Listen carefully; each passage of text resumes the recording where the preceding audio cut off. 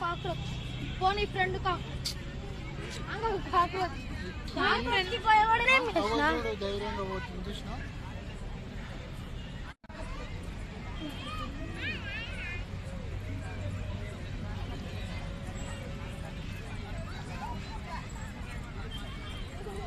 ఏమైంది నానా? ఏమైంది పుష్పరాజ్?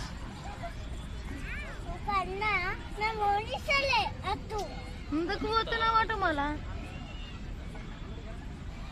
ఎందుకు కాదు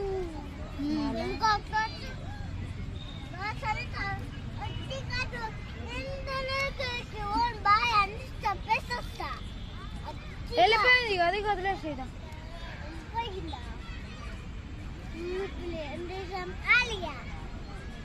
ఏం ఐడియా?